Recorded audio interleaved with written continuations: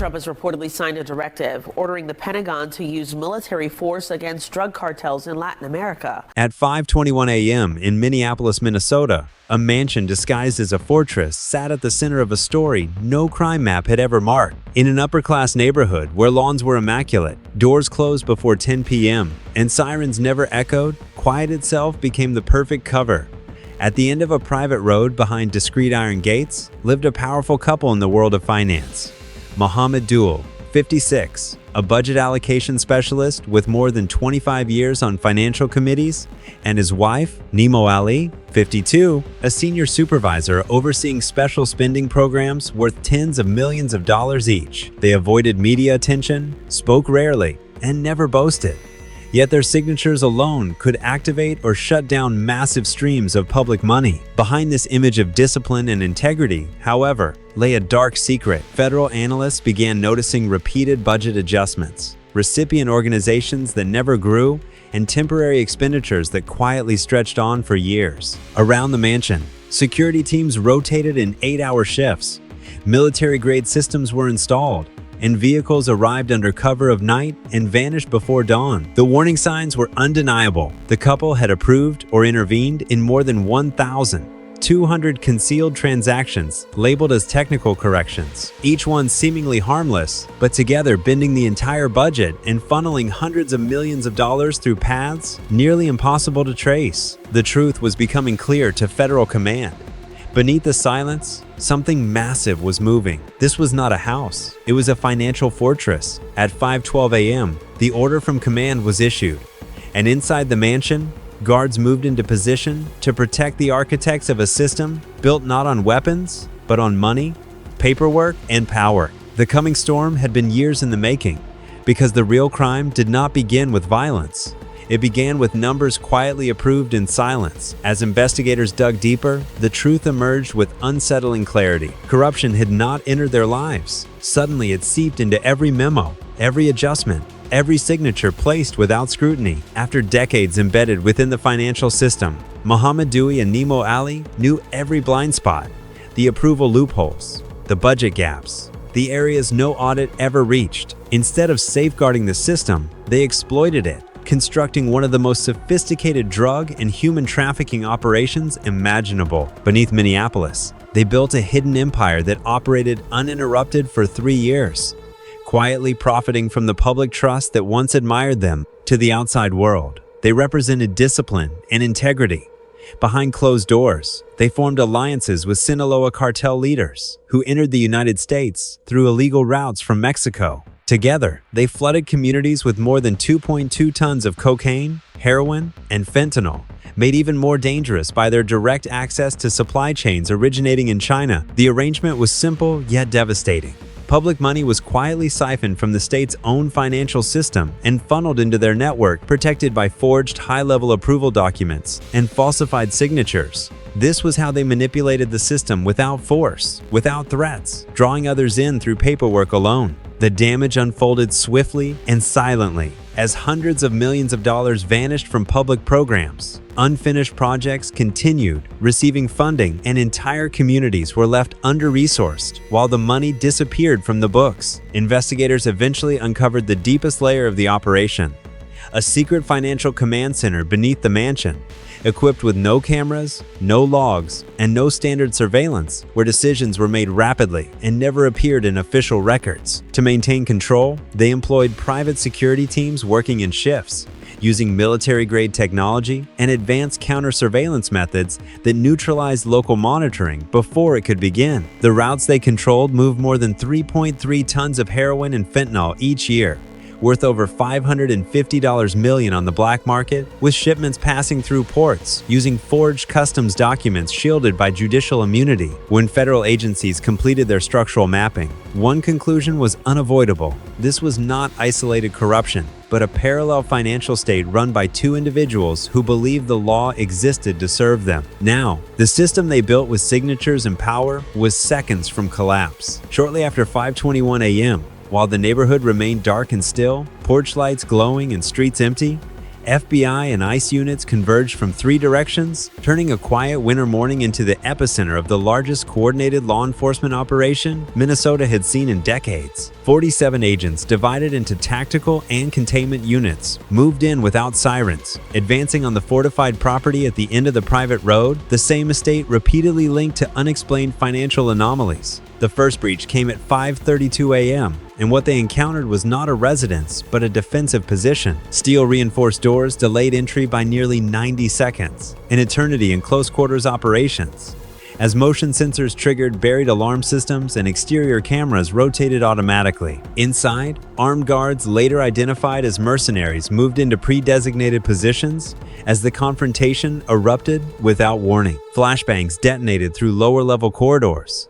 Smoke-flooded passageways, and agents advanced room by room amid chaos and shouted commands. One officer was knocked back by a rigged door, another injured by debris, but the standoff ended after 11 minutes with 6 guards subdued, 2 wounded, and no fatalities among agents. The outcome made one fact unmistakable: whoever built this place had anticipated a raid and prepared for it. Once the perimeter was secured, the search revealed the scale of the operation. Behind a false wall in the West Wing, agents discovered a cash vault holding nearly $120 million in vacuum-sealed bundles stacked floor to ceiling. In the reinforced basement, container units disguised as mechanical equipment concealed 3.7 tons of heroin, cocaine, and fentanyl, their chemical signatures matching seizures made months earlier across the Midwest. By 5:50 a.m., Federal Command escalated the operation statewide, activating simultaneous warrants across Minnesota. Within hours, warehouses, offices, storage units, and rural properties were searched, and the volume of seized evidence surged beyond initial estimates. More cash, weapons, digital ledgers, and encrypted hard drives were recovered as the numbers climbed so quickly that real-time tracking became difficult. What began as a single raid was now a cascading strike, and by sunrise, the question was no longer who lived in that house, but how an operation of this scale had been armed, funded, and concealed in plain sight within the state itself. Minnesota, just beginning to wake, had no idea what had been uncovered overnight. By 6 a.m., Federal Command made a critical decision. The scope would expand from a single target to an entire state. What had once appeared contained within one fortified estate was now understood as a network with depth, redundancy, and the ability to move. Speed mattered, but surprise mattered more. Minnesota did not wake to sirens, it woke to silence. Within 30 minutes, synchronized teams moved on 23 locations across the Twin Cities and into outlying counties, targeting warehouses near rail spurs, office suites hidden above retail corridors, and storage yards disguised as agricultural depots. Each site appeared ordinary on paper, chosen for one reason alone: money passed through it and never stayed long.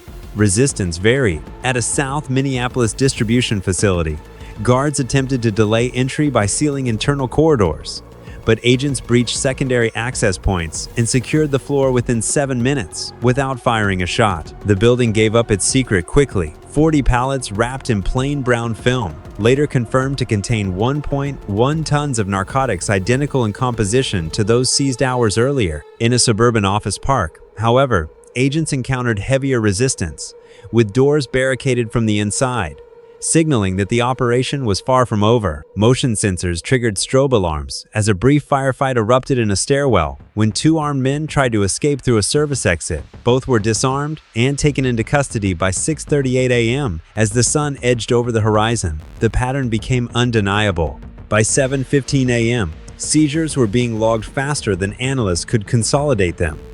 $68 million in additional cash from a storage unit tied to a shell company, 9 encrypted servers from a nonprofit office with no employees, and 12 vehicles modified with hidden compartments, all linked to recent cross-state travel. These discoveries were not random. They were part of a deliberate, sprawling network. In rural Wright County, teams uncovered a buried container network connected by reinforced tunnels, still unfinished but operational, containing staged supplies, packaging materials, industrial presses, and detailed route maps stretching from Minnesota into Wisconsin and the Dakotas. By 7:38 a.m., Federal Command issued a containment order. Local agencies were briefed but not embedded. Information remained compartmentalized with no leaks, no warnings. The mission had shifted from arrests to isolation. Across the state, doors opened to the same revelation. Operations built to look temporary but engineered to last. Guards trained to delay rather than defeat.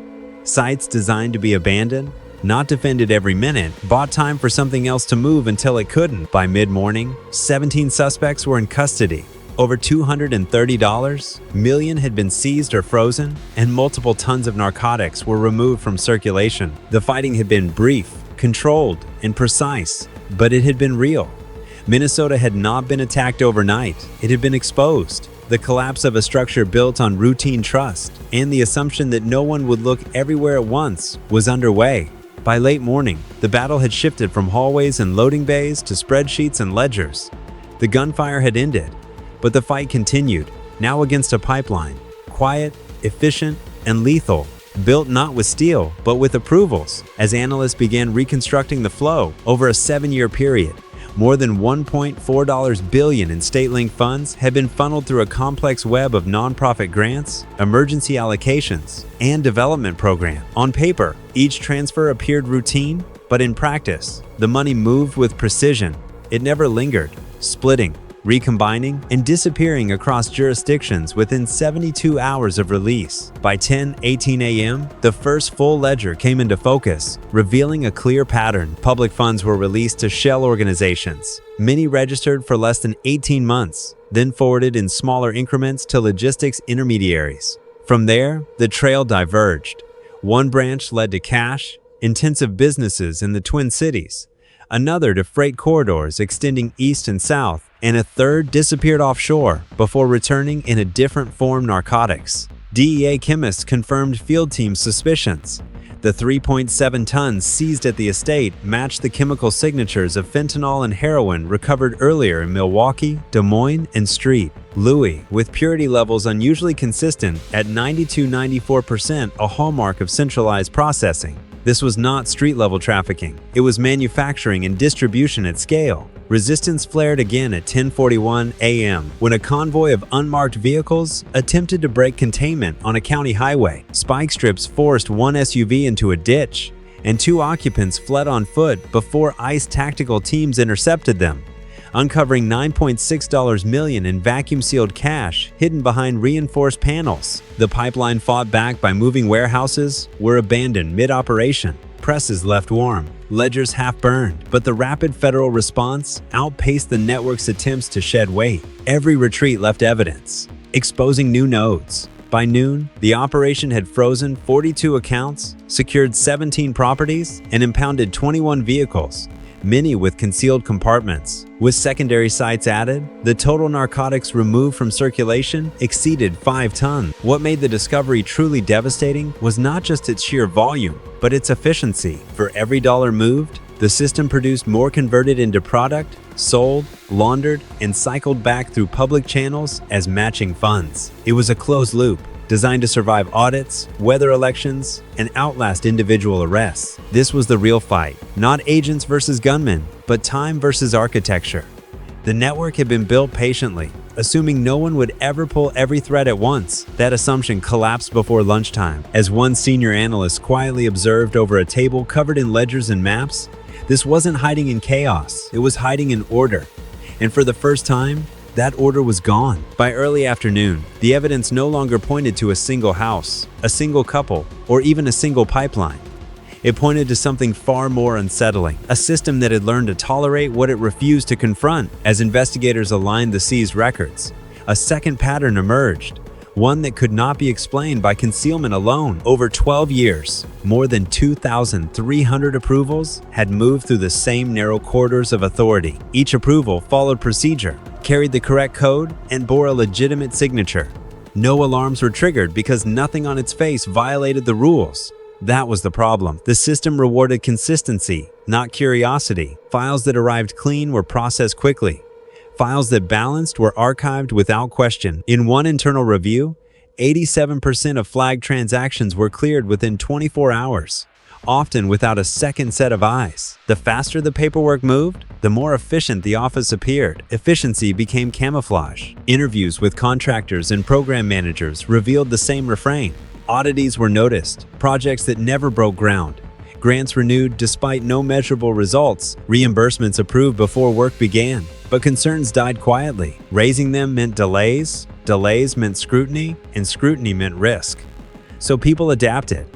Between 2018 and 2024, at least 19 internal audits were downgraded from investigative to procedural after preliminary findings were deemed inconclusive.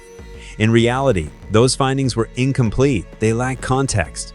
No one had been tasked with connecting the dots, and the architecture actively discouraged it. As agents expanded the scope, they identified dozens of secondary actors, not ringleaders or masterminds, but facilitators.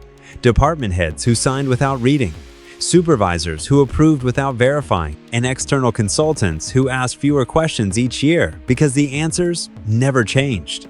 This was not corruption by explosion. It was corrosion by repetition. One spreadsheet recovered from a seized server summarized the effect, tracking funding streams across departments and years. Plotted visually, it resembled a dense, orderly, self-supporting lattice.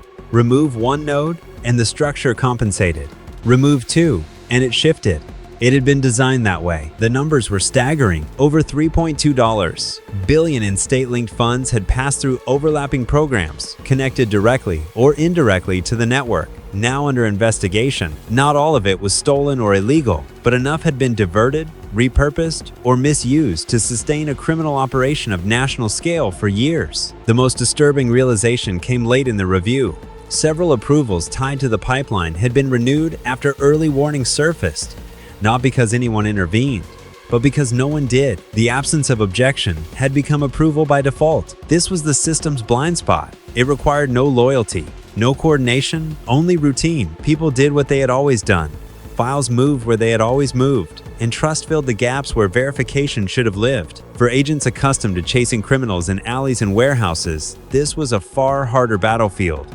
There was no door to kick in, no single adversary to restrain. The enemy was familiarity, the belief that order equals safety. By mid-afternoon, Federal Command quietly issued a directive. Treat all associated departments as compromised until cleared, freeze access logs, suspend privileges, and accelerate reviews that once took weeks into hours. It was extraordinary and necessary because what the investigation had uncovered was not just a crime hidden inside government. It was a warning about how easily systems built for trust can become shields. The operation had exposed the network. Now it was exposing the cost of looking away, a cost measured not just in money, but in time, and one that would take far longer to repay. By late afternoon, the operation had slowed. But it was far from over. The pace changed because the work had changed. What remained was no longer hidden behind doors or buried beneath concrete.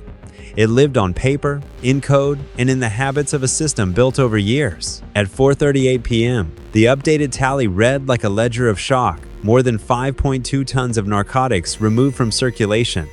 $412 million in cash, seized or frozen, 79 bank accounts locked across multiple jurisdictions, 34 properties secured from urban offices to rural storage sites, 96 individuals detained for questioning with 23 arrests confirmed before nightfall, and investigators knew the numbers were still incomplete. Digital forensics teams worked through the evening, extracting data from encrypted drives and mirrored servers. Each file revealed another layer. Contracts referencing subcontractors that no longer existed, invoices pointing to shipping routes absent from official maps, and grant renewals extended years beyond their stated purpose. The deeper the review went, the clearer one fact became. The operation had been designed to survive discovery, not to escape it, but to outlast it. Analysts were unsettled by what they did not find. No central command orders, no single document outlining the full scope, only fragments enabling each participant to play a role without understanding the whole. It was compartmentalization by design, which explained why the structure had endured over a decade. Oversight bodies had reviewed pieces of the system without ever seeing its shape. Committees examined budgets in isolation. Auditors verified compliance without tracing outcomes. Regulators confirmed procedures, not consequences. Each layer did its job, The system failed because no one was tasked with asking whether the jobs aligned. By 6:02 p.m., Federal Command issued a revised assessment.